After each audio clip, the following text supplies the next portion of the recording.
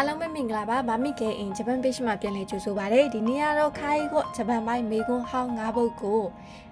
တင်ပေးသွားမှာဖြစ်ပါတယ်ဒီမေကွန်းဟောင်းနေမလောက်ခင်ဆိုလို့ရှိရင်ဒီတင်ရိုးစာအုပ်ထဲမှာပါတဲ့ဂျပန်ပိုင်းပေါ့နော်စာပိုက်တွေပြီးရင်ခိုတိုးဘဝဟာရတွေကိုကြည်ပြီးတော့မှပိုင်းပြီးဆိုတော့မှဒီမေကွန်းဟောင်းတွေကိုလိုက်လုပ်ကြည့်ပါနော်ဒီဆောင်းမမဖြေခင်လဲမေကွန်းဟောင်းတွေကိုလေ့ကျင့်သွားဖို့အိုဆူဆမဲလုပ်ပါတယ်အဲ့ဆိုရင်ဒီနေ့ခိုင်းကိုဂျပန်ပိုင်းမေကွန်းဟောင်း၅ပုဒ်ကိုဖြည့်ကြည့်ပြီးတော့ကိုဘလောက်စာတွေကိုပိုင်နေပြီလဲဆိုတာကိုစမ်းစစ်ကြည့်လိုက်ရအောင်နေ့လေးလာမှာတော့ဂျပန်ပိုင်းရုပ်ပြပုံလေးနဲ့ပေါ့နော်ဘီနာစာလေးနဲ့ပေါ့နော်ဒါပုတ်ဖြစ်ပါတယ်အဲဆိုရင်စာတွေဘယ်လောက်ရနေပြီလဲဆိုတာကိုတူတူလိုက်ဖြည့်ကြည့်လိုက်ရအောင်6番နဲ့正しい答えを選んでくださいတဲ့အဖြေမှန်တစ်ခုကိုရွေးပေးပါတဲ့1 2 3ပေးထားရပေါ့နော်ဒီ1ကနေ3ထိဒီပုံလေးကဘာကိုပြောနေရလဲဆိုတာကိုရွေးပြရမှာဖြစ်ပါတယ်အချိန်3စက္ကန့်ပေးပါမယ်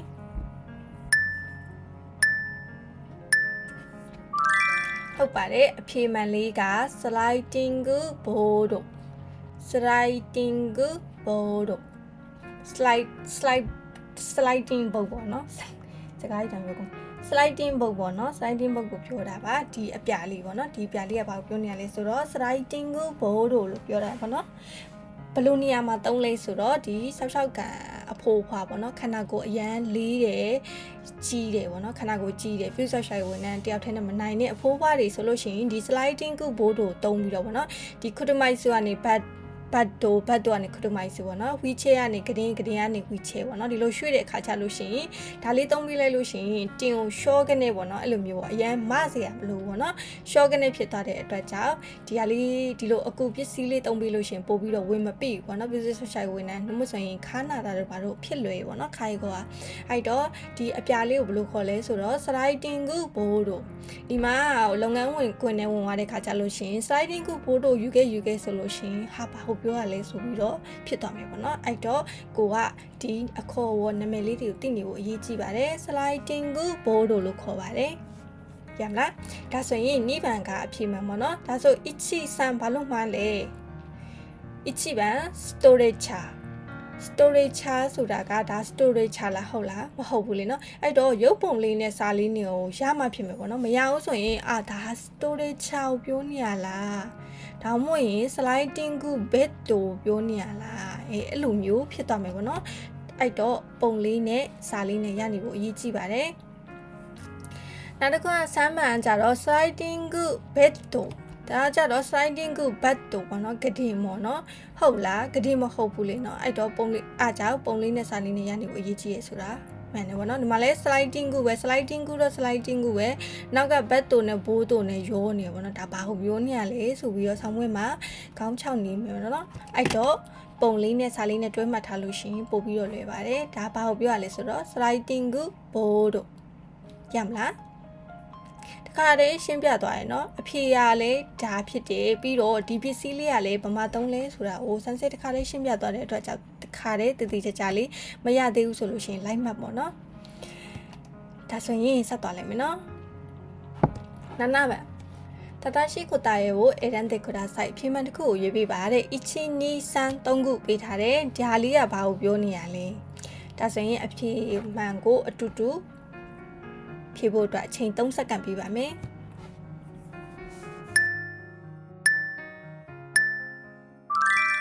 ဒါဆိုရင်ဒီပုံလေးကိုကြည့်ပြီးတော့ဖြေမောင်တက်ခနဲ့ရတဲ့လူကတော့လုံးဝဆောင်းပွဲကနေဝင်လို့ရနေပြီပေါ့နော် easy going ပေါ့နော်ဒါဆိုရင်အဖြေမှန်လေးကဘာလဲဆိုတော့ဆမ်းမှန် storage ခုနကတပုတ်မှာပါသွားတယ်နော် storage ဆိုတာဘာလဲမသိတဲ့လူတွေ storage ဆိုတာကဒါကိုပြောတာပေါ့နော် storage ရမလားstorage ဆိုတာဘာလဲဆိုတော့ဒါဘယ်မှာသုံးလဲဆိုတော့ဒီရေချိုးကန်းပေါ့နော်ရေချိုးကန်းမှာဆောက်ရှောက်ကန်အဖိုးဖွားတွေကိုဒီရေချိုးပေးတယ်ရေချိုးပေးသွားလို့ရှိရင်ဒီပေါ့နော် lift ကနေပေါ့နော် lift တော့ကနေပြီးတော့ဒီ storage ပေါ်တင်ပြီးတော့မှတချို့ဘိုးဘွားတွေမတက်မရက်နိုင်တဲ့ဘိုးဘွားတွေဆိုရင်ကတင်ပေါ်မှာဒီ diaper တို့ပါလဲပေးရမှာလားအဲ့လိုပဲရေချိုးဘွားတွေဆိုလို့ရှိရင်မတက်မရက်နိုင်တဲ့အဖိုးဘွားတွေဆိုဒီ storage ပေါ်တင်ပြီးတော့ diaper လဲပေးတာတို့ပတ်လဲပေးတာတို့အင်ကြီးလဲပေးတာတို့အဲ့လိုမျိုးလုပ်ရတယ်ပေါ့နော်အဲ့ဒါကို storage လို့ခေါ်တယ်နော်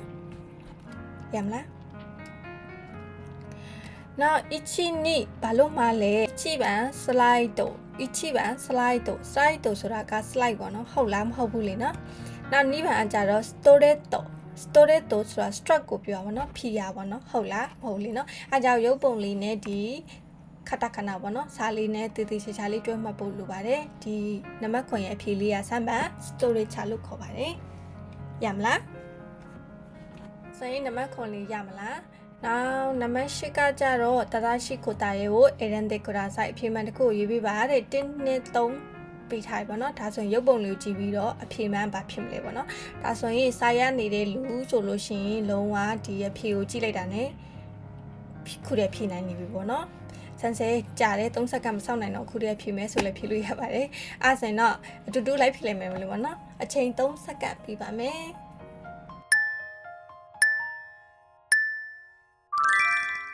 ဟုတ်ပါတယ်ဒီရုပ်ပုံလေးရဲ့အဖြေမှန်ကဘာကိုပြောရလဲဆိုတော့一番ဆွဲ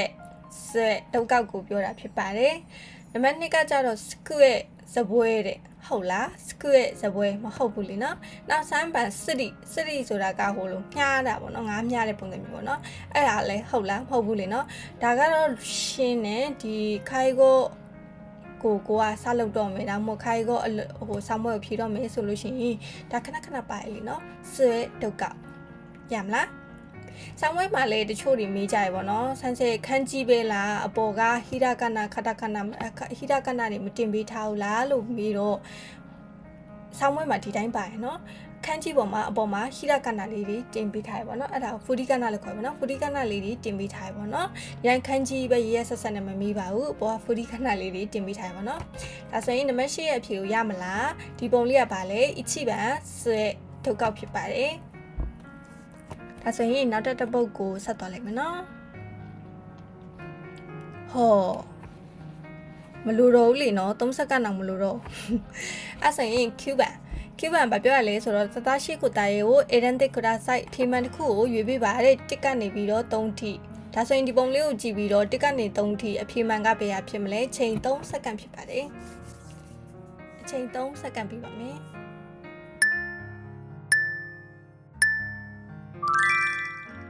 အဖြေမှန်လေးက1番車椅子ဆိုတာဗာလဲ wheelchair ဒါ wheelchair လေးပေါ့နော် wheelchair ကိုပြောတာဖြစ်ပါတယ်ရမလားဒါဆိုရင်2番နဲ့3番ဘာလို့မှာလဲ2番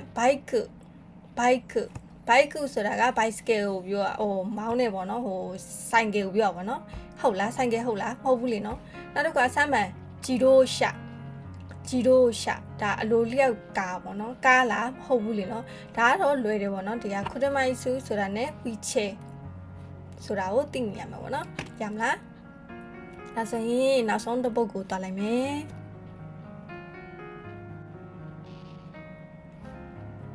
ဂျူးဘန်ကတော့ရုပ်ပုံလေးပြပြီးတော့ဒါပါလဲလို့မေးတာမျိုးမဟုတ်ဘူးပေါ့နော်ဂျူးဘန်ဗာမေးထားလဲဆိုတော့健康を維持するために必要なことは何ですかတဲ့健康ဆိုတာကကျန်းမာရေးပေါ့နော်ပြုစုစောင့်ရှောက်ရေးလုပ်တဲ့လူပေါ့နော်ပြုစုစောင့်ရှောက်ရေးဝန်ထမ်းရဲ့ကျန်းမာရေးကိုတဲ့維持するために必要なことは何ですかတဲ့ဒီလိုမျိုးလုပ်လို့ရှိရင်ပြုစုစောင့်ရှောက်ရေးဝန်ထမ်းအတွက်ပို့ပြီးတော့ကောင်းတယ်ဝင်မပိဘူးခါမနာဘူးဆိုတာကိုပြောနေတဲ့ A နဲ့ B တွေကပေါ့နော်ဘေပုံလေးကမှန်လေးပေါ့နော်ဒီမှာ A နဲ့ B မှာဆိုလို့ရှိရင်အထုပ်ကိုဒီမြေကြီးပေါ်ခြားထားတာကနေပြီးတော့မလိုက်တာပေါ့နော်မထားခြင်းအတူတူဘေပုံလေးကပြည်သူ့ဆောက်ရှောက်ရေးဝန်ထမ်းအတွက်ခါမနာပဲနဲ့ပို့ပြီးတော့ဝင်မပိစေတဲ့ပုံလေးဖြစ်မလဲဆိုပြီးတော့အဖြေမှန်ကိုရွေးခိုင်းနေတာပေါ့နော် A နဲ့ B အဖြေမှန်ဘယ်ဟာဖြစ်မလဲဒါတင်ရိုးစာအုပ်ထဲမှာလည်းပါပြီးသားပေါ့နော်ဝင်မပိအောင်ခါမနာအောင်ဘယ်လိုလုပ်ရမလဲဆိုတဲ့ပုံစံပေါ့နော်ဒါပြည်သူ့ဆောက်ရှောက်ရေးဝန်ထမ်းအတွက်ကြာဆိုရင်အချိန်3စက္ကန့်ပြပါမယ်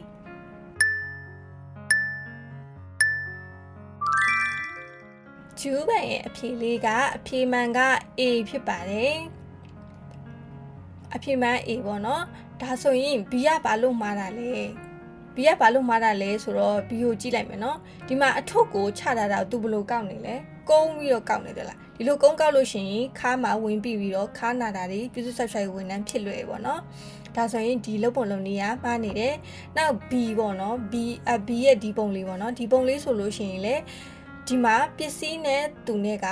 ဟာနေတယ်လားဝင်းနေတယ် အဲ့လိုမျိုးပစ္စည်းနဲ့ဝေးနေလေပို့ပြီးတော့ဝင်ပြီလေခါနာလေပြီးတော့လေပစ္စည်းကအလွတ်မဲ့ပြုတ်ကျသွားနိုင်တယ်ပေါ့နော်အဲ့တော့ဘလို့တည်ရမလဲဒီလိုပုံစံမျိုးဆိုလို့ရှိရင်ပစ္စည်းတည်တဲ့အခါကိုနဲ့ကပ်ပြီးတော့တည်တာမျိုးပြီးရင်အောက်ကနေပစ္စည်းကိုမလိုက်တဲ့အခါကျလို့ရှိရင်ဒီလိုတစ်ချက်ချင်းထိုင်ပြီးတော့မတာမျိုးဒီလိုကုန်းပြီးမလိုက်လို့ရှိရင်သိကြတယ်သူခါနာပြီနော်အဲ့တော့အဖြေမှန်လေးက A ရမလားကဲအားလုံးပဲဒီပေါ့နော်ရှေ့မှာလုပ်ပြသွားတဲ့ဂျပန်ပိုင်းမေကွန်းဟောင်း၅ပုတ်ကိုတနဲ့ဖြေနိုင်တဲ့လူလည်းရှိမယ်ပေါ့နော်တကယ်လို့ဒါလေးကတော့မရသေးဘူးဆိုပြီးတော့ပြန်ကြည့်မယ်ဆိုရင်လည်းအချိန်မီပါသေးတယ်အဲ့တော့နောက်ထပ်လည်းခိုင်ကောဂျပန်ပိုင်းမေကွန်းဟောင်းနေပြီးမြန်မာပိုင်းမေကွန်းဟောင်းနေလောက်သွားပြီးဖို့ရှိတဲ့အတွက်ကြောင့် channel ကို like and subscribe လုပ်ပေးဖို့တောင်းဆိုချင်ပါတယ်ခိုင်ကောဂျပန်ပိုင်းကိုလည်းအမှတ်တရနဲ့အောင်မြင်ဖြည့်ဆို့နိုင်ကြပါစေလို့ဆုမွန်ကောင်းတောင်းလိုက်ပါတယ်အားလုံးပဲကောင်းမွန်သောနေ့လေးတစ်နေ့ဖြစ်ပါစေ